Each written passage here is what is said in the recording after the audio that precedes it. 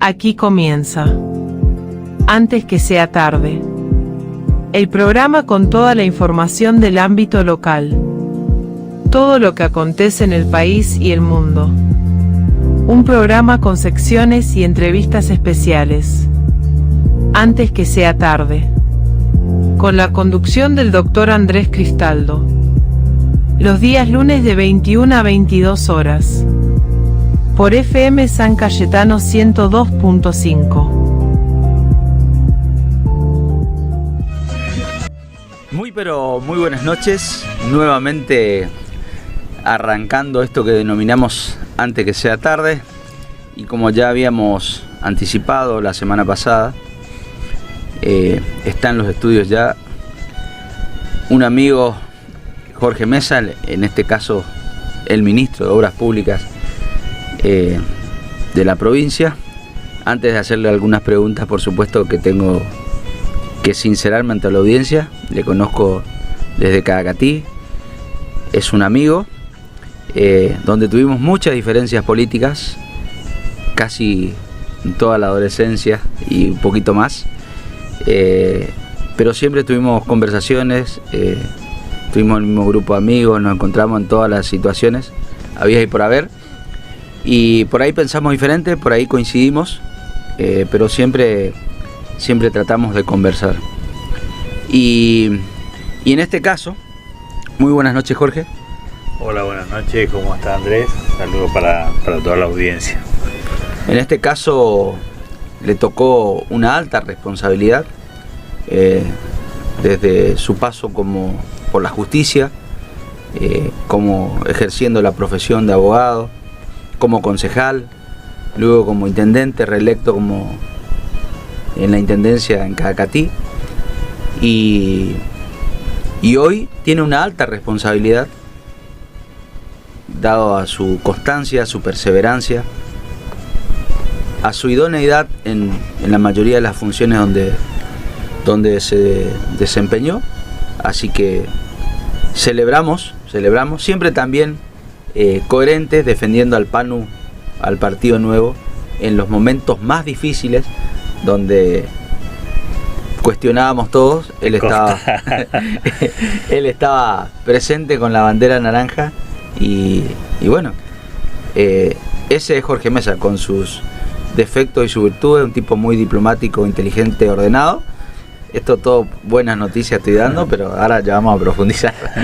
¿Cómo estás, Jorge? Contame. Bien. ¿Qué es esto? Bueno, Andrés, primero déjame saludar a todos por las Pascuas, ¿no? Estamos viviendo un tiempo de reconciliación, de paz, y mi deseo es que esta Pascua, esta resurrección del Señor, traiga para todos un tiempo de cambio, una posibilidad de reconciliación, de paz en el mundo. Estamos necesitando mucho, tiempos difíciles que se están viviendo con la guerra.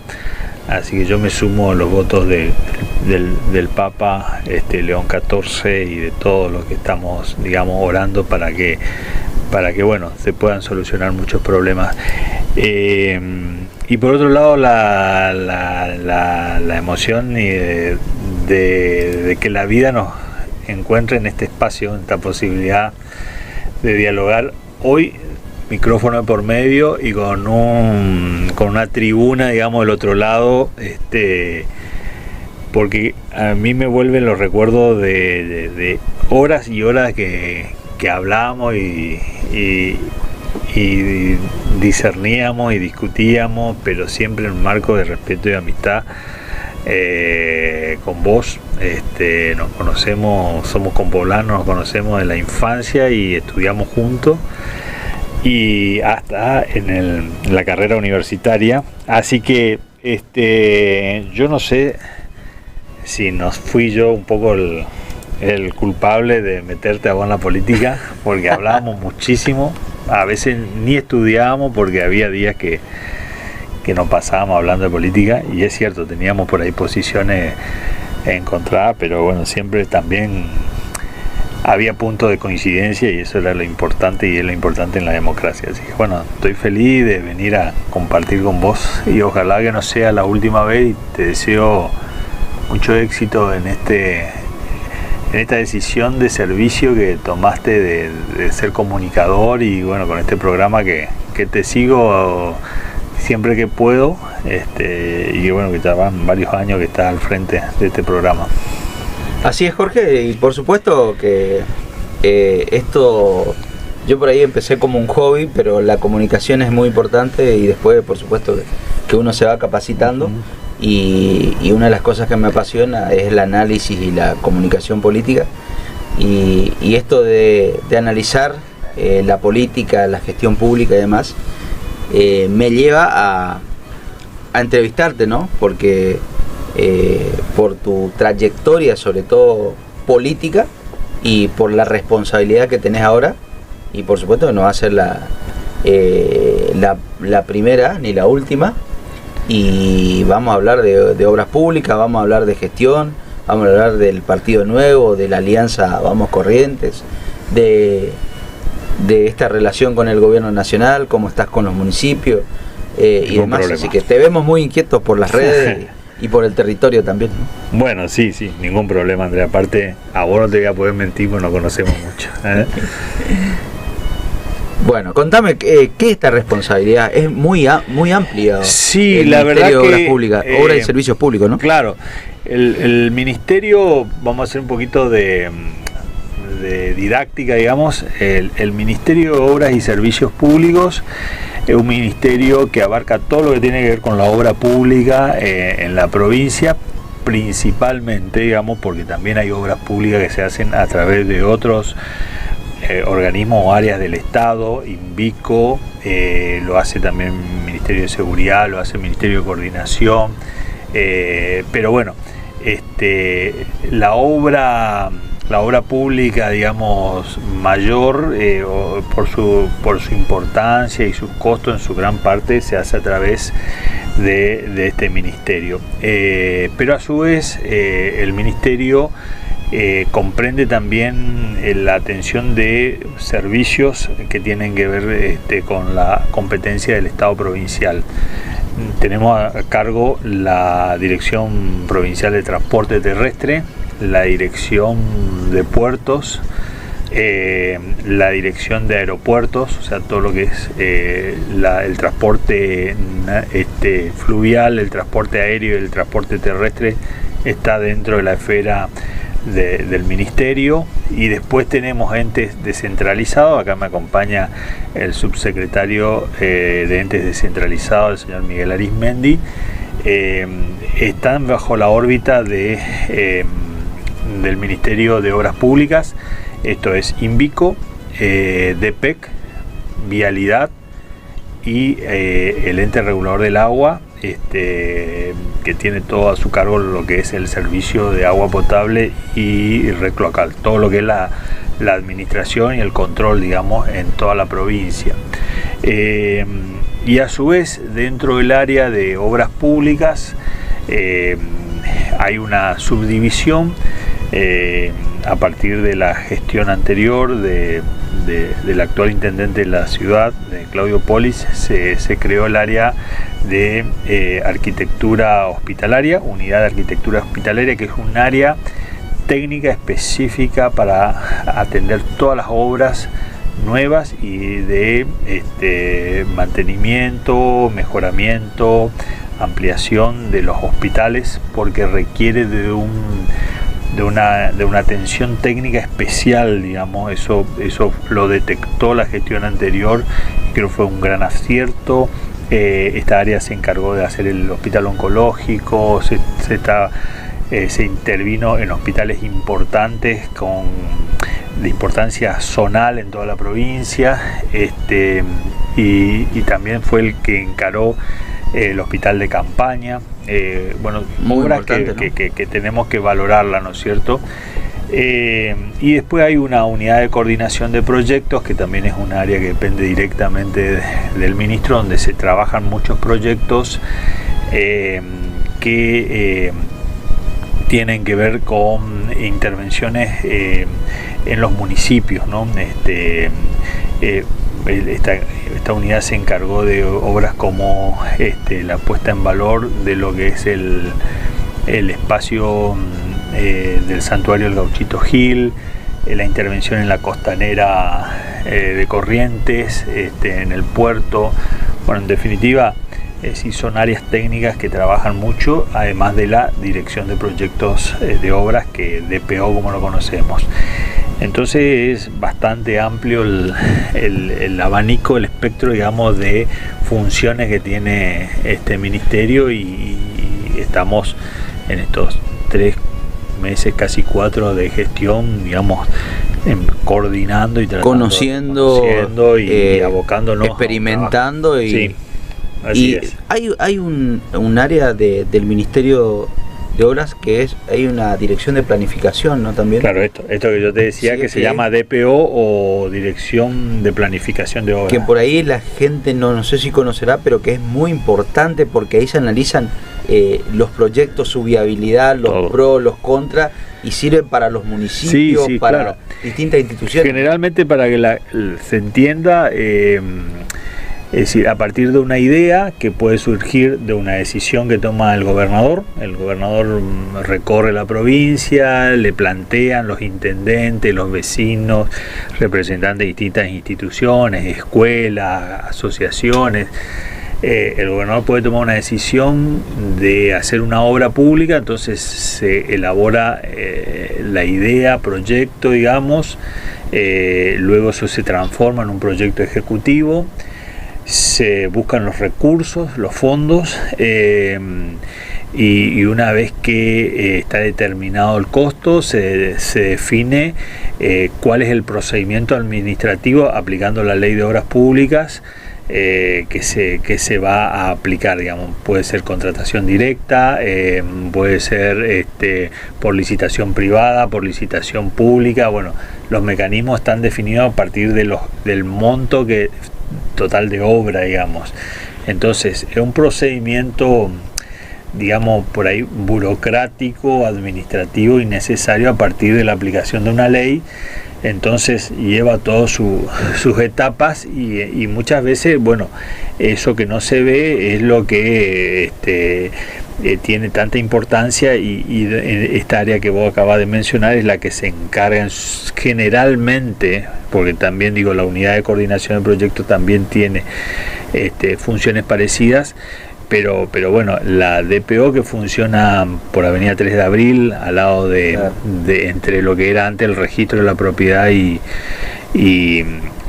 Aguas de Corrientes, bueno, ahí hay toda una estructura dependiente del Ministerio de Obras Públicas que funciona, está a cargo del arquitecto José Luis Masner, que es el director de esa área. Bueno, en definitiva, también lo que venimos haciendo, y por una directiva del gobernador, es recibiendo a los intendentes. En su mayoría están viniendo intendentes que están iniciando su gestión. Los intendentes durante la campaña recibieron, digamos, la inquietud de los vecinos, pero también asumieron compromisos de obra, porque la obra pública es un poco, digamos, la vedette de una gestión, digamos, es lo que se ve siempre. Uno tiene que exhibir, mostrar, o si no, claro, como no hiciste nada. Exactamente. Entonces los intendentes vienen, traen las inquietudes, nosotros lo derivamos a estas áreas que acabo de mencionar, se hacen los trabajos en comisión de relevamiento, se elaboran los proyectos, lo vamos coordinando con los intendentes, y una vez que se define todo el proyecto, obviamente con la habilitación del gobernador se encara, digamos, todo ya lo que es la parte del procedimiento de adjudicación de obra y el inicio de la obra en sí, digamos. Hablaste también de la dirección de puertos, y parece que hay como una especie de reactivación de 6 meses, un año atrás, y cada vez aumenta su potencial el puerto de Corrientes, ¿es así? El puerto de Corrientes está teniendo récords en cuanto a lo que es su capacidad de movimiento, digamos, operacional. Meses anteriores está llegando casi al movimiento de 500 containers mensuales, lo cual es mucho, teniendo en cuenta la capacidad de superficie que tiene, digamos, para operar el puerto. El puerto de Corrientes es un puerto muy antiguo, ubicado estratégicamente en un lugar no muy aconsejable, digamos, está en el medio de la ciudad, y su capacidad operativa en cuanto a espacio no es mucho, entonces se están haciendo con trabajos y una buena coordinación, trabajos de, digamos, operacionales que están batiendo récord, pero que tienen que ver justamente con la capacidad que está teniendo la dirección de puertos y también la buena relación, digamos, con los clientes, que son empresas privadas que están transportando su producción a través del río, porque esto implica un abaratamiento de costos impresionante. Principalmente se está trabajando ahora con transporte de madera, casi en más de un 90% es esa la producción que se está trasladando por río, pero hay muchas otras empresas que están interesadas en trabajar con el puerto de Corrientes, operar a través del puerto de Corrientes, y esto nos permite entender, digamos, que la apuesta del gobierno provincial a la construcción de puertos y la puesta en funcionamiento de puertos sobre el río Paraná es importantísimo y es una visión a futuro de desarrollo para la provincia. Importante, además de estratégico. Claro, ¿no? por eso es que estamos avanzando muchísimo con la habilitación del puerto de Ituzaingó, y el gobernador anunció también la obra del puerto de la Valle, que es una obra que bueno, vamos a buscar hace mucho tiempo. Claro, que está demandada hace mucho tiempo, pero ya dispuso que un equipo técnico se encargue de la búsqueda de financiamientos internacionales para hacer. Son obras costosísimas, pero yo creo que ya la puesta en funcionamiento del puerto de Ituzaingó va a ser aliviador del movimiento y va a trabajar en forma coordinada con el puerto de Corrientes, y eso va a permitir que otros sectores privados también puedan trabajar a través de los puertos, puedan comercializar, y a su vez con una intención, porque esto creo que lo planteó el gobernador a las autoridades nacionales, la necesidad de modificación de la legislación vigente, que hoy por hoy permite que los buques extranjeros puedan tocar solamente un puerto argentino en el año. Eso significa una gran restricción, digamos, para un movimiento más fluido de la comercialización. Y en esto entra a jugar lo que es la licitación de la hidrovía, ¿no? Exactamente. Y bueno, acá por suerte el gobierno nacional prestó atención a esta cuestión y va a trabajar en el cambio de la legislación.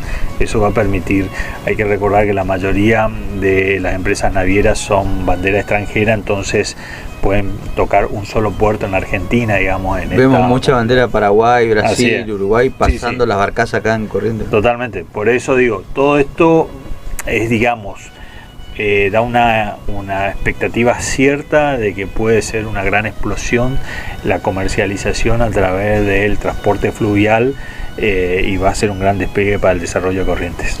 Cuando mencionaste el puerto de Ituzaingó, por ahí vemos, por ahí la gente no presta mucha atención y por ahí puede decir, che, pero ya se inauguró el puerto de Ituzaingó, ¿en qué etapa está? Claro. ¿Cuándo ya está funcionando? ¿Va a funcionar? ¿En qué, para ser concreto? Lo que inauguró el gobernador Gustavo Valdés en su momento es la obra civil del puerto. Después hay una serie de obras complementarias que exigen las autoridades que intervienen para obtener la habilitación definitiva. Esto es la Dirección Nacional de Puertos y Navegación, aduanas y Prefectura Naval Argentina. Nosotros la semana pasada visitamos con el equipo técnico el puerto de Ituzaingó, y por también disposición del gobernador estamos acelerando la realización de estas obras complementarias, que no son muchas, pero sí algunas costosas, digamos, y que son requerimientos establecidos por estas entidades para obtener la autorización definitiva. Yo entiendo con viento a favor que no va a pasar mucho tiempo, no me atrevo a dar un plazo, pero podríamos decir, esto en menos de un año podría, digamos, estar operando todo viento a favor y que no haya ninguna complicación, ¿no? Pero como que está todo encaminado y hacia lo que vamos a lograr. El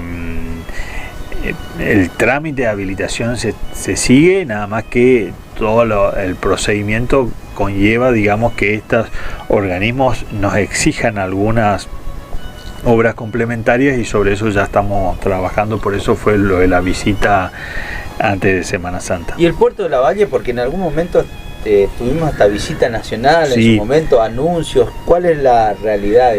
El puerto de Lavalle es un anhelo, digamos, de hace mucho tiempo, tanto de los gobiernos como del pueblo de Corrientes, y por supuesto que se hicieron gestiones, ¿no? Pero en principio hay un proyecto, y en esto debo reconocer el trabajo hecho por el ingeniero César Ventos, que trabajó. Hay ya una adquisición de terreno por parte del Estado provincial, una delimitación. Lo que pasa es que son obras, como lo decía hoy, que requieren de un financiamiento internacional. Es la única forma que hoy se pueda lograr la construcción. Más con un gobierno nacional, claro, que donde no es muy partidario de la obra pública, ¿no? Ahí viene una cuestión. El gobierno, los financiamientos internacionales en su mayoría requieren garantía soberana. Esto significa que el gobierno nacional se ofrezca como garante en la toma de los créditos.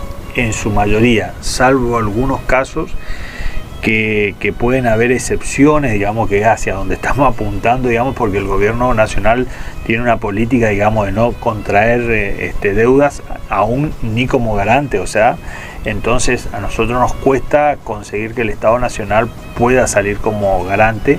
Eso es lo que se llama garantía soberana, y entonces nos cuesta mucho poder gestionar, digamos, ante organismos internacionales. Pero hay algunos, ahí estábamos viendo algunas posibilidades y lo estamos buscando por ese lado, digamos, que no comprometan al gobierno nacional en su decisión política tomada, digamos, de no contraer deudas, y ver si podemos conseguir. Eso permitiría que se pueda hacer tanto el puerto de Lavalle como este otro anuncio que hizo el gobernador, y que es como complementario, digamos, del puerto, si bien se puede tratar como dos obras totalmente independientes, que es el ensanchamiento y repavimentación de la ruta 27 desde Saladas hasta Goya. Importante, ¿no? Sí. Hablamos de puertos, pero algunos me están señalando acá por el WhatsApp, me dicen, preguntarles sobre las rutas por los docentes y la ruta 5, y si más allá de la crisis el gobierno provincial garantiza el funcionamiento de las rutas provinciales. Lo de las rutas provinciales, bueno, justamente hoy ahí viene otra cuestión también. Son muchísimas rutas provinciales. En su gran mayoría las rutas provinciales están bajo concesiones de consorcio, digamos, son los que se encargan del mantenimiento de las rutas, sobre todo aquellas rutas que están enripiadas. Hay un importante avance en enripiado de rutas. Eso ha permitido un mejoramiento, no tal vez lo óptimo, pero quienes transitamos por rutas de tierra sabemos que entre lo que es caminos de tierra y enripiados la diferencia es mucho mejor. Por supuesto que este tipo de material también tiene su lado negativo, digamos. Entonces el mantenimiento en muchas de estas rutas está a cargo de consorcios. Nosotros a través de Vialidad estamos reviendo la mayoría de los contratos con los consorcios, que en su mayoría vencen ahora en abril. Hay que ver con quiénes se renuevan y cuáles fenecen, y se definirá que si hay un nuevo oferente o la posibilidad tal vez de que los municipios puedan absorber el mantenimiento de esas rutas. En cuanto a las rutas pavimentadas, como el caso de la ruta 5, Estamos en búsqueda también de un financiamiento. Lo que pasa es que una repavimentación de esa ruta y una obra bien hecha, digamos, implica un costo elevadísimo que en este momento la provincia no está en condiciones de afrontar, en su momento, salvo que haya la un Ruta 5 tuvo un sistema crema, ¿no? Que era claro, como habilitación. La Ruta 5, y en esto cuando fui intendente me supieron explicar, es una ruta que se hizo para un determinado, no sé si la palabra es nivel, pero cantidad de tránsito, digamos, o sea, para una determinada transitabilidad de vehículos. Nunca se pensó como una ruta alternativa o una ruta nacional como es la Ruta 12. La Ruta 5 pasó a ser una alternativa, un escape, digamos, cuando empezaron a aparecer los problemas en la Ruta Nacional 12. Cuando se rompieron los puentes y cuando hay problemas entonces, o cuando también hay desvíos por la peregrinación a Itatí, bueno, otros hechos. Entonces, la Ruta 5 nos dimos cuenta después que al final termina siendo una ruta que al momento de construirse, o tal vez en algún momento se tenía que haber pensado como una alternativa a la Ruta 12. Entonces, ¿qué pasa? Se hicieron muchos trabajos de repavimentación, de mantenimiento de la ruta, pero lamentablemente cuando de golpe recibe un flujo de tránsito y de carga pesada que extraordinario, digamos, no el servicio normal, se generan todo lo que los daños en la ruta.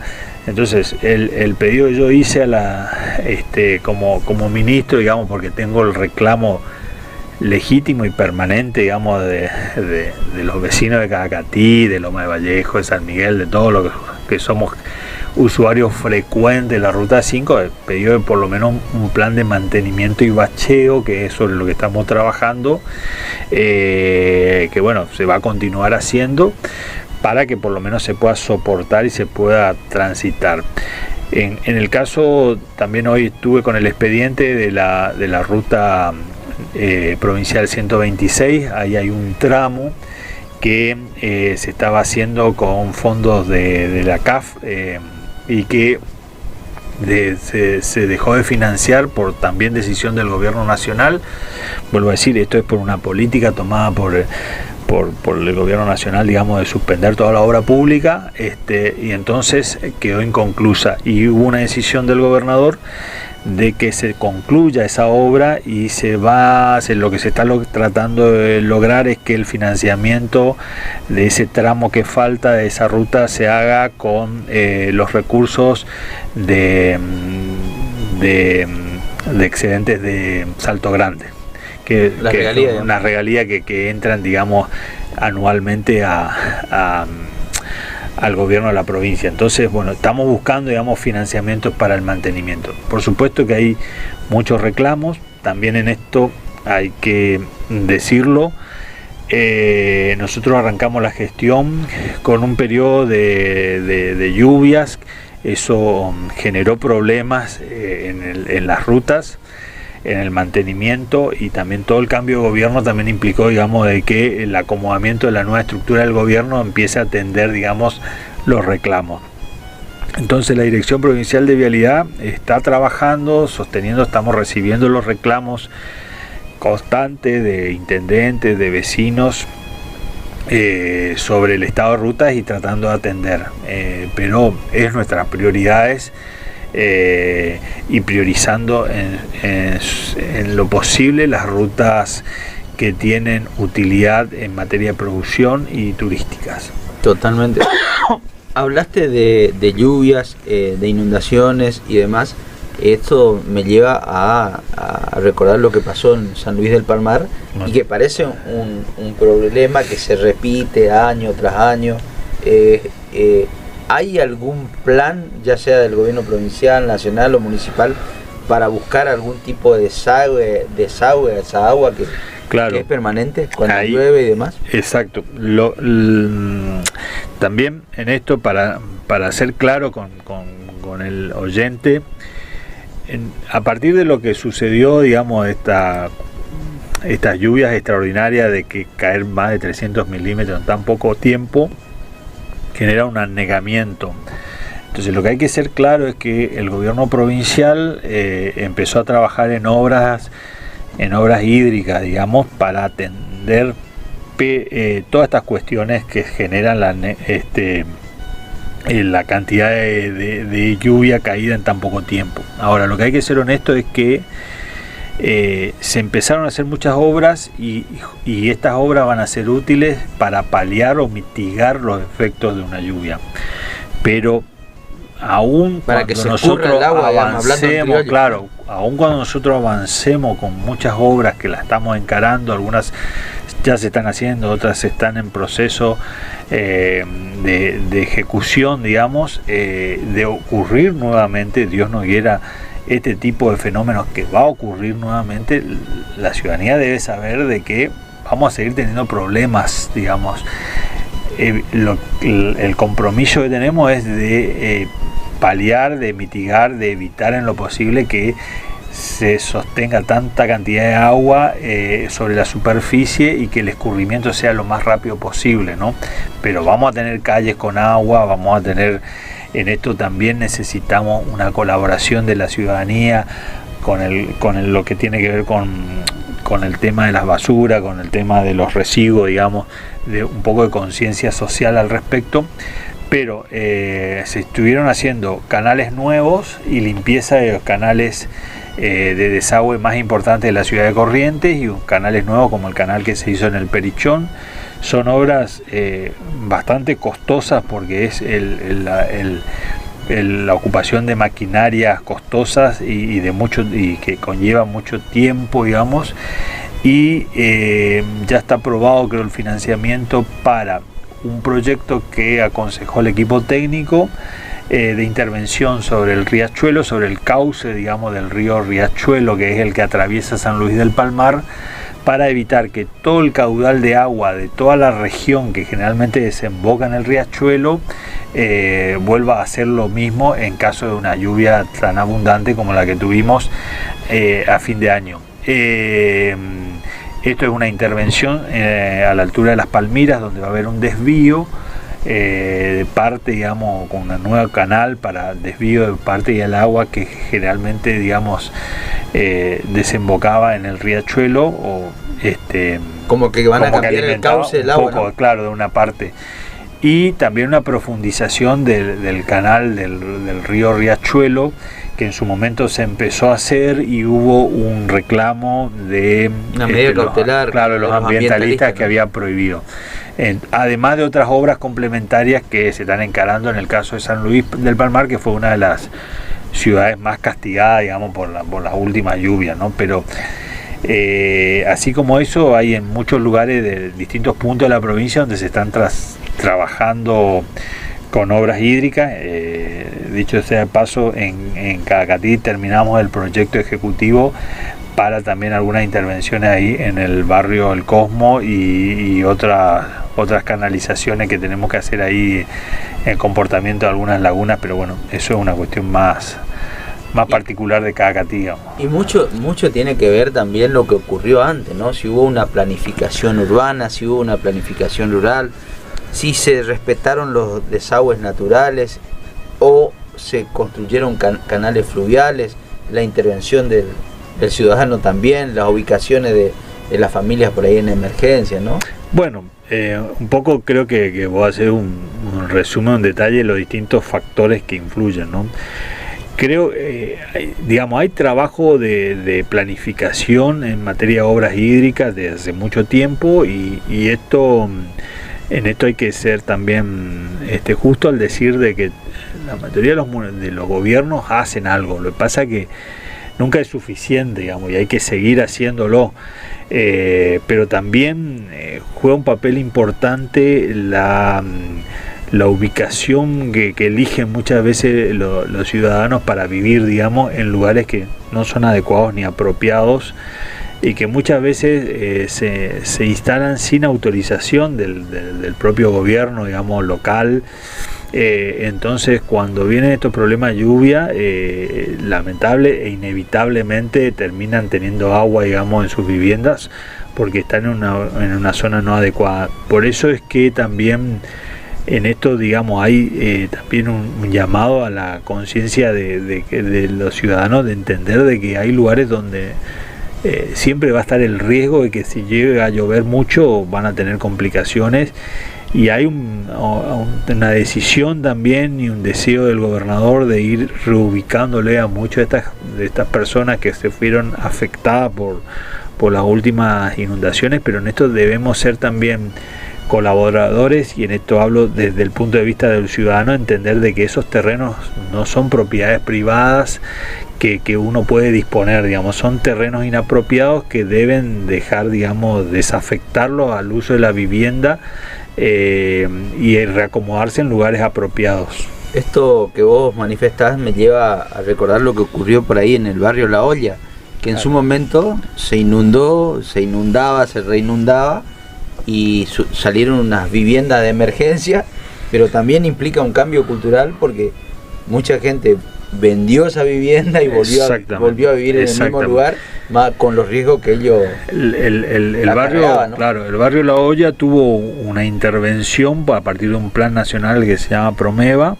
Ahí se hizo, digamos, una urbanización y planificación del barrio, y allí hay un reservorio de agua, es decir, es un espacio que está preparado para que recibir todo el agua o gran parte del agua de la ciudad que desemboca en esas lagunas. Lamentablemente después se empezó a rellenar, se generaron instalaciones, digamos, de vivienda, construcciones en esos en lugares inadecuados, y eso son los que generaron las obstrucciones o los problemas, además también de una necesidad de mantenimiento de esos reservorios en sus condiciones que se demoraron, digamos, y que ahora se está trabajando, y que también por un acuerdo entre el gobierno nacional y la municipalidad de Corrientes se va a continuar trabajando, pero hay que entender que esos lugares son reservorios de agua que hay que mantenerlo en buenas condiciones para que reciba gran parte del agua de la ciudad que escurre y termina allí, y que después funcionan como tapones, digamos, para después mandar el agua a otros lugares, ¿no? Así que eso es también otra cuestión que es importante que se entienda. Me preguntan acá de Cadacatí la puesta en valor del solar de General Paz. ¿Qué significa esa obra para Cadacatí principalmente? Y me piden algunos detalles de monto de obra, señalizar la obra pública y demás. No sé si puedes algo ampliar ahí. Bueno, la obra de la Casa de General Paz es una obra anhelada hace mucho tiempo, que tiene que ver con rescate de nuestra historia local, digamos. Allí, para nosotros y para la provincia de Corrientes, la presencia de General Paz en Corrientes en su momento fue importantísimo como defensor, digamos, de lo que es nuestra autonomía, de lo que es nuestra territorialidad. Por eso General Paz fue el nombre que se le dio a un departamento y a una ciudad. Cadacatí en su momento se llamó General Paz también, y a partir también de una idea que tuvo, y en esto hay que resaltar, digamos, la decisión del gobernador Gustavo Valdés en su momento, digamos, de rescatar parte de la historia de Corrientes, y que quienes lo han escuchado o lo hemos escuchado en muchos de sus discursos, rescataba la figura de General Paz como un gran defensor de lo que es nuestra autonomía, nuestra fuerza como correntino, como constructores, digamos, de lo que es la historia nacional. La organización nacional. De la organización nacional. Entonces, Cadacatí, que en su momento hubo toda una discusión, y me parece que me voy a exceder mucho de que nosotros teníamos que tener una estatua en homenaje a General Paz, que después quedó en Perugorría. Esa es nuestra visión de los cadacateños, pero bueno, hoy no me quiero pelear con los vecinos del municipio de Perugorría ni con el intendente, con quienes tenemos una buena relación, pero quiero llegar a esto. La historia y la tradición dice que en ese lugar el General Paz formó su su ejército y se alistó para enfrentar la Urquiza. Esa casa, ese solar estaba en manos privadas, entonces durante mi gestión como intendente y por también una conversación con el gobernador Gustavo Valdés de poner en valor, la municipalidad encaró la recuperación de ese solar y se logró transferir al Estado municipal, digamos, la propiedad. Estaba en manos privadas y hubo un acuerdo con el privado y logramos que ese terreno pase al Estado municipal. A partir de allí, digamos, cumplido parte del compromiso que yo había asumido como intendente, trasladamos al gobierno provincial el compromiso que tenía en ese momento el gobernador Valdés, Gustavo Valdés, de ponerlo en valor, y eso genera un centro de interpretación donde también va a estar no solamente la parte que tiene que ver con la presencia de General Paz en Corrientes y en esta zona, sino también los orígenes y la arquitectura de General Paz, que va a estar en la otra parte de esa casa que se va a poner en valor para que la gente que nos está escuchando entienda.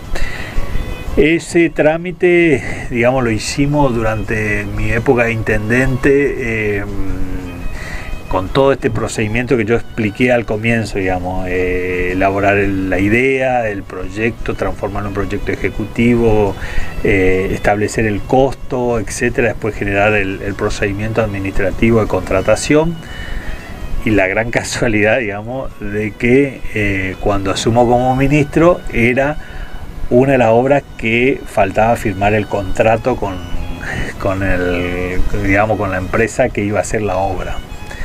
Entonces uno de los primeros expedientes que me trajeron fue eso y bueno, por supuesto con la autorización, el consentimiento del gobernador, que él sabía también de nuestro interés, digamos, se avanzó con esta obra. Esta obra fue presentada en el marco de obras públicas que se van a hacer dentro del plan Iberá.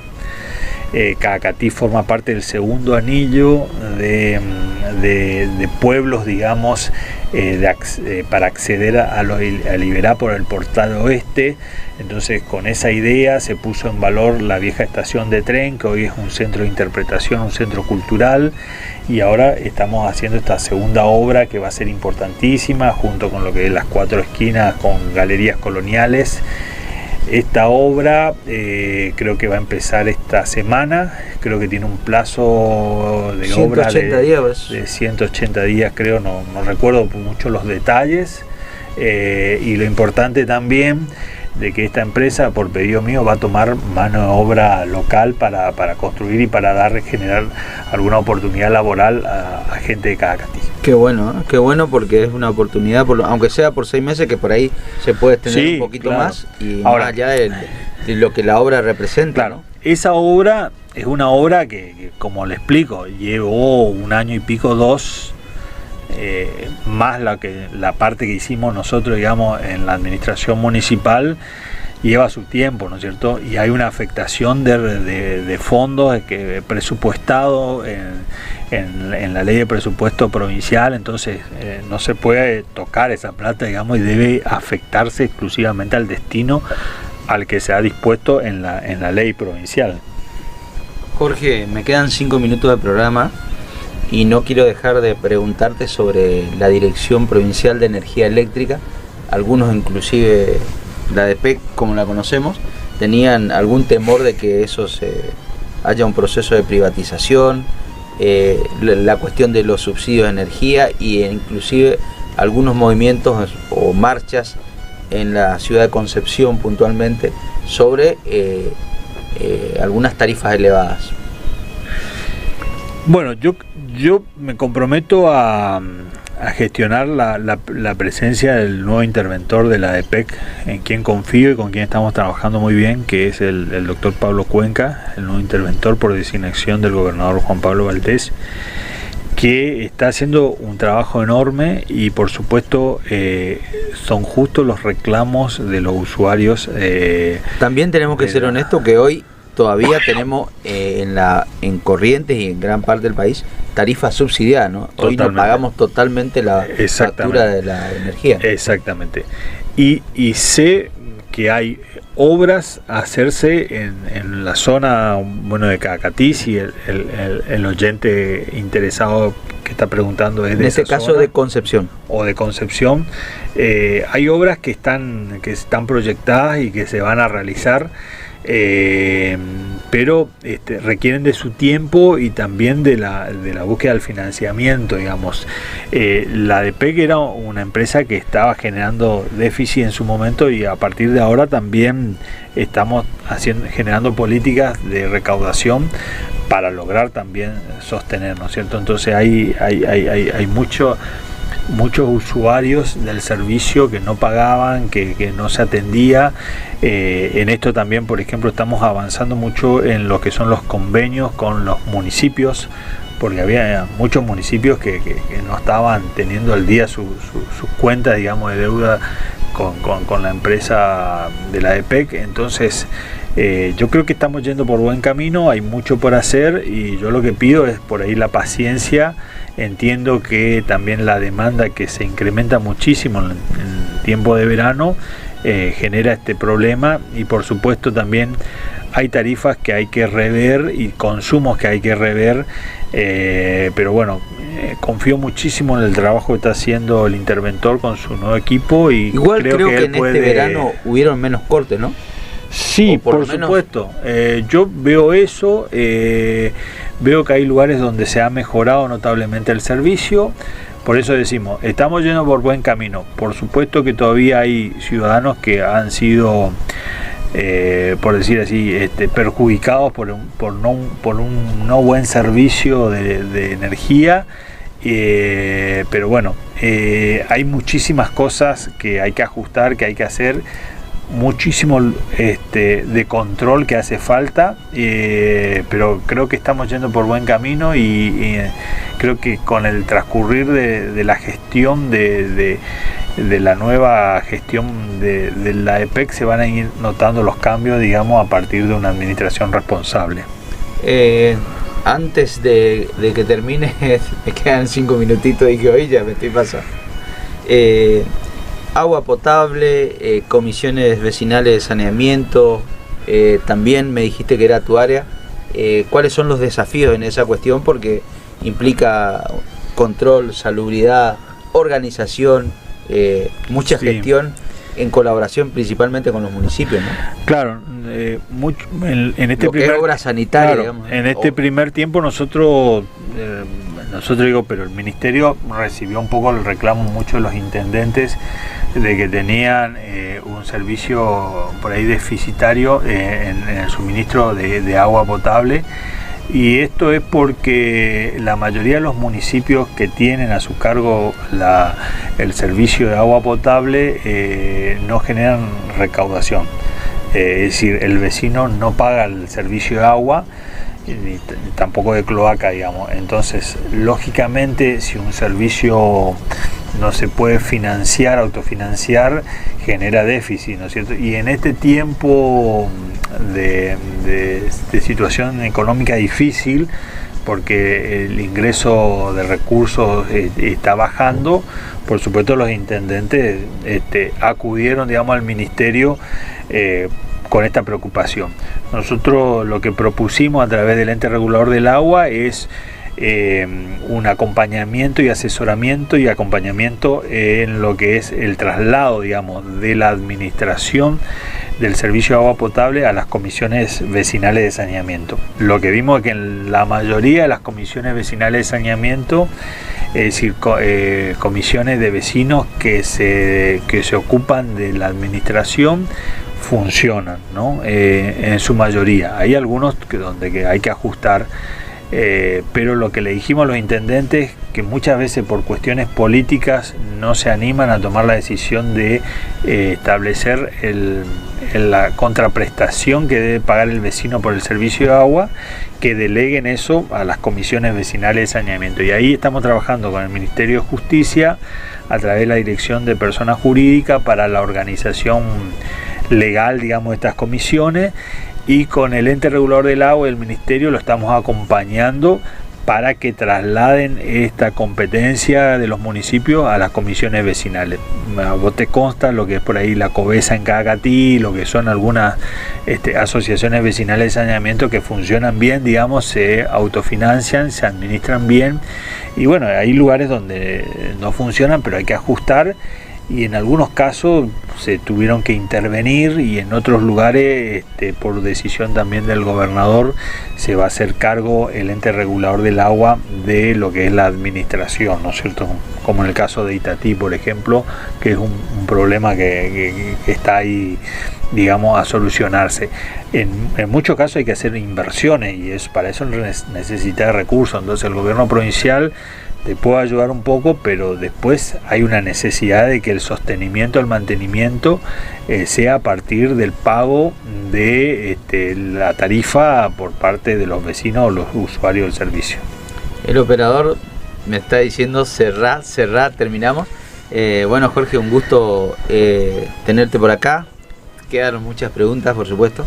No hablamos casi de política pura. Hablamos la próxima. La próxima, te dejamos la pregunta. Ningún problema. ¿Cómo estamos con Milei hoy el gobierno provincial? Y nos vamos. Bien, hoy creo que... Están dialogando, parece. Y hoy el gobernador mostró una foto esta tarde, se reunió con Caputo y con Santilli, ¿no? Tenía pendiente una reunión, llevó una agenda de pedidos, digamos, inquietudes que le estuvimos ayudando también desde ¿Puede haber alianza en las próximas elecciones? No sé, eso falta todavía, pero lo hablamos después. Ya sé que no me va a responder. Al aire no. Bueno, muchas gracias, Jorge. A vos, Andrés, y gracias por la invitación y a las órdenes. Chau. Esto ha sido Antes que sea tarde. Perdón al operador y a los que estaban ahí detrás, pero un gusto charlar con el amigo hoy, ministro de Obras y Servicios Públicos de la provincia de Corrientes. Chau. Antes que sea tarde, ha finalizado su programa de hoy. Los esperamos en un próximo encuentro.